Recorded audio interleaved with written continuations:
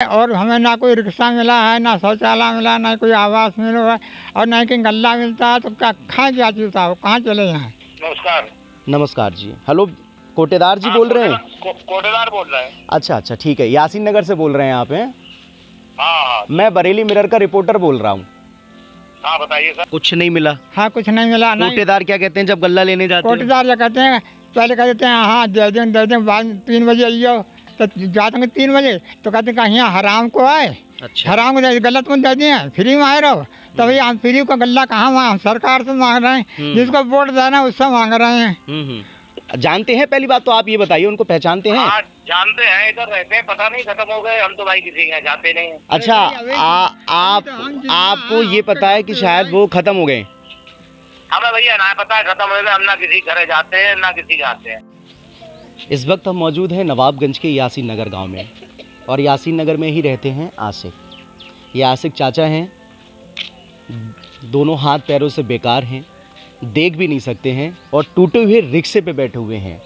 इनको सरकारी सुविधा कोई भी मुहैया नहीं हुई है, कोई भी चीज़ इनके पास नहीं है। ना ही इनको गल्ला मिलता है, ना ही इनके पास लैट्रीन है और ना आवास है। अब बताइए, पहले सरकार इतनी सारी सुविधाएं देती है सिर्फ ऐसे लोगों के लिए, लेकिन आज ये लोग उन सुविधाओं से बहुत दूर हैं। पूछने पर पता ये चला कि इनको सिर्फ और सिर्फ वोट लेने के लिए जो लोग आए थे, प्रधान वगैरह आने के बाद बस उन्होंने वोट लिया और इनको एक आश्वासन दे गए कि आपका हम आवास बनवा देंगे, लैट्रीन जो पैसे आते हैं हम आपको वो लैट्रीनों की सुविधा दे देंगे। और कोटेदार कहता है कि आप कल आना, परसों आना, अंगूठा नहीं लग रहा है या कुछ नहीं हो रहा है। फिलहाल इनको सिर्फ और सिर्फ टाल मटोली कर आज अपनी ज़िंदगी जो है यहाँ से एक बड़ा मुफलिसी में जी रहे हैं।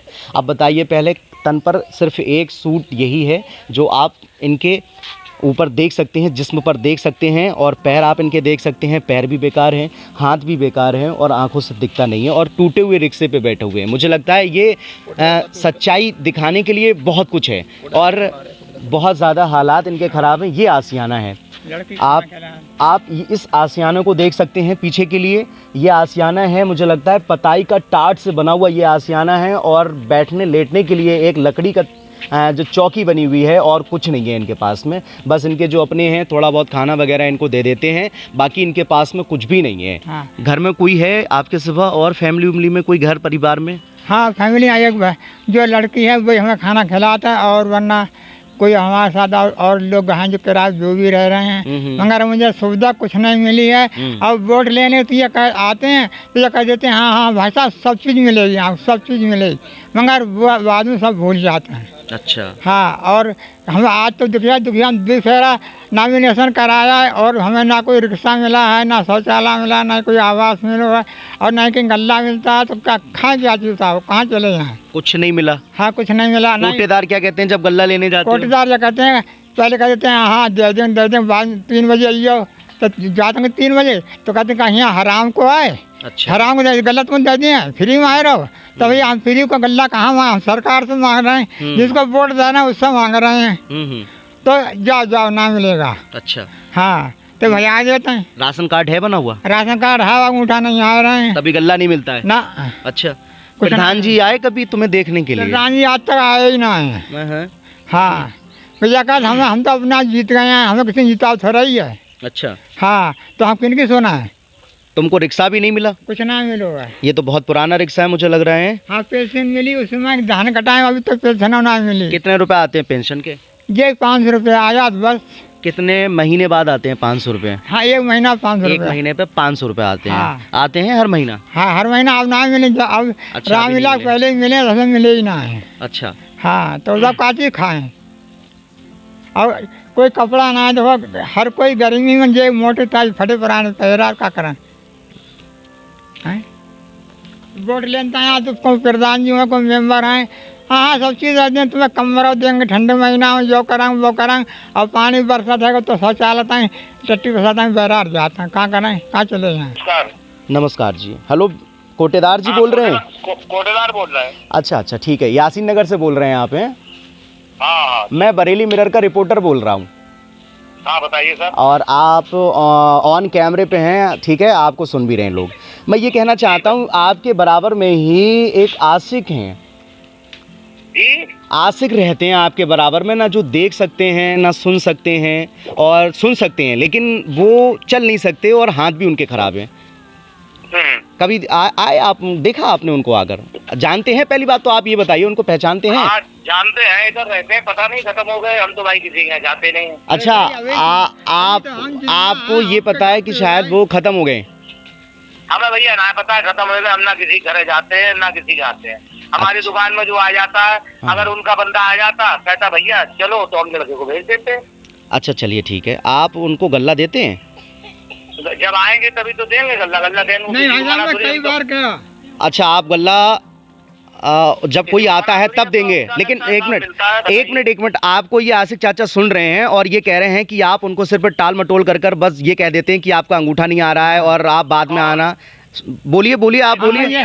2-4 बार अनाउंसमेंट होता है मस्जिद से। मैं भाई साहब पता करवा लीजिए। अरे मैं आपके पास खुद गया था, मगर आपने कहा है कि तो अनाउंसमेंट नहीं होता है। अरे कुछ नहीं होता भाई साहब, मुझे नहीं मिला गल्ला। बात कर रहा हूँ। अरे मैं ऐसी बात कर रहा हूँ, गल्ला झूठ नहीं बोल रहा हूँ। देखिए अब सही कौन है, आशिक चाचा सही है या फिर कोटेदार? आशिक चाचा का कहना है कि हम लोग जाते हैं लेकिन हमको गल्ला नहीं दिया जाता है। ये कोटेदार है, इनका कहना है कि मैं अनाउंसमेंट करवाता हूँ और कहता हूँ कि जिसका जो गल्ला है वो ले लीजिए आकर, और इनके घर से अगर कोई आता है तो मैं उसको गल्ला दे देता हूँ। अब कितनी सच्चाई है मुझे लगता है ये तो शायद आशिक चाचा जानते होंगे। आप लोग कोई जाते हो, कोई आप लोग जाते हो? इधर आओ, कैमरे पे आओ। क्या कोटेदार झूठ बोल रहे हैं, सच बोल रहे हैं? इनका अंगूठा लगाने यहाँ आए थे तो इनका हाथ का अंगूठा लगाया था, पैर का लगाया था, अंगूठा आया नहीं तो बोले जब अंगूठा नहीं आया तो वो राशन नहीं मिलेगा। अच्छा, कब से नहीं मिल रहा है राशन? मिला ही नहीं, कभी नहीं दिया ही नहीं है। 20 साल है। एक बार बड़े बाबू प्रधान थे जब उन्होंने दिलवाया था, जब दिया था, एक बार दिया था बस। अच्छा, उसके बाद कोई सुविधा नहीं है? अब देखिए 2 सालों से आशिक चाचा को गल्ला नहीं मिला है। कोटेदार का कहना है कि इनके घर से अगर कोई आ जाता है मैं गल्ला दे देता हूँ। आप बताइए, पहले हम इनका राशन कार्ड भी देख लेते हैं। और 2 सालों से इनका कहना है, ये आप कौन है इनके? भतीजा हूँ। ये भतीजे हैं और इनका कहना है कि 2 साल से गल्ला नहीं मिला है। आप बताइए सच कौन बोल रहा है? मुझे लगता है राशन कार्ड है, देखें राशन कार्ड दिखाओ। हैं? एक मिनट है। राशन कार्ड की पर्ची है और धारक का नाम मोहम्मद आशिक, इनके पिता का नाम निजामुद्दीन और सदस्यों की कुल संख्या 1। यानी कि इनको सिर्फ 1 यूनिट का गल्ला मिलता है 5 किलो, और 2 सालों से वो गल्ला भी इनको नहीं मिला है। अब बताइए, पहले कोटेदार कहते हैं कि इनके घर से कोई आता नहीं है, अब आशिक चाचा कह रहे हैं कि 2 साल से गल्ला नहीं मिला है, और इनके ये भतीजे भी कह रहे हैं कि ना ही गल्ला उनको दिया गया है। क्या बोल देते हैं? कहते हैं अंगूठा नहीं आ रहा है। अंगूठा नहीं आ रहा, बस एक बार आए थे यहाँ लगाया था अंगूठा, फिर आया ही नहीं। अब देखिए पहले इनका अंगूठा कहाँ से आ जाएगा, दिखाइए। लगता ही नहीं बैंक। आप बताइए पहले इनका कहाँ से अंगूठा आएगा? मुझे लगता है कि सारी उंगलियां डैमेज हैं इनकी, और ये जिस तरीके से आप हालात देख रहे हैं तो ऐसे में अंगूठे की ज़रूरत है। और मैं सबसे पहली चीज़ ये बता दूं, देखिएगा आशिक चाचा का पात्र गृहस्थी वाला कार्ड है। 2 कार्ड होते हैं, एक होता है अंत्योदय लाल कार्ड जिसको बोलते हैं। लाल कार्ड पर 35 किलो गल्ला होता है, वो चाहे आप 1 हो, 2 हो, 3 हो।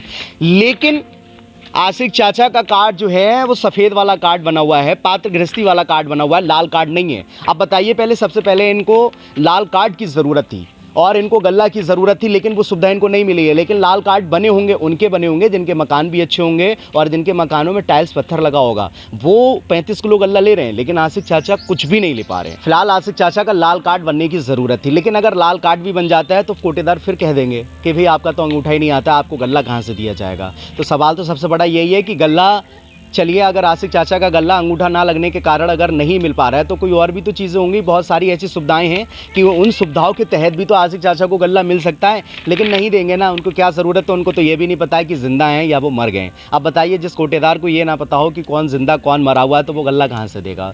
उनको तो लगता है कि आशिक चाचा इस दुनिया को अलविदा कह गए, लेकिन आशिक चाचा ज़िंदा हैं और आशिक चाचा सच्चाई बताने के लिए ज़िंदा हैं। मुझे लगता है सच्चाई बताने के लिए ज़िंदा हैं कि देखिए मैं ज़िंदा हूँ और मैं उत्तर प्रदेश का निवासी हूँ, मैं वोट देता हूँ, और वोट लेने के लिए जब आप आते हैं तो मुझे ज़िंदा पाते हैं, लेकिन सुविधाओं के लिए जब आप आते हैं तो मैं मर जाता हूँ। सरकार की नज़रों में भी मर जाता हूँ और आप लोगों की नज़रों में भी मर जाता हूँ, क्योंकि आपको देना पड़ेगी वो सुविधाएं जो गवर्नमेंट मुझे दे रही है, लेकिन वो मुझ तक नहीं आ पा रही हैं।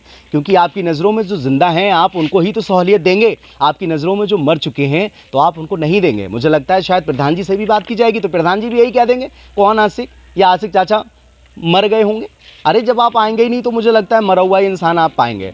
आप बताइए पहले, इस आशियाने में आशिक चाचा रहते हैं और जीते जागते सबूत हैं आशिक चाचा, ना ही इनके पास में लैट्रीन आवास कुछ नहीं है। अब ये कहाँ दौड़े दौड़े जाएंगे? जिसको चल नहीं मिलता है वो जाएगा कहाँ, किसके पास जाएगा, और कौन दुख भरी इनकी दास्तां सुनेगा आकर? ऐसे लोग हमें दिखाई देते हैं, आपको दिखाई नहीं देंगे क्योंकि आपका ज़मीर मर चुका है। लेकिन मैं आपसे ये कहना चाहता हूँ कि जिस तरीके से जो गवर्नमेंट से सुविधाएं मिल रही हैं वो आशिक चाचा को मिलना चाहिए, वरना ये देखिए सीधी सी बात ये है कि ये पोल खोलती हुई एक तस्वीर है और इससे ये अंदाज़ा लगाया जा सकता है कि गवर्नमेंट सुविधाएं देती है लेकिन ऐसे लोगों को वो सुविधाएं मिल नहीं पाती हैं।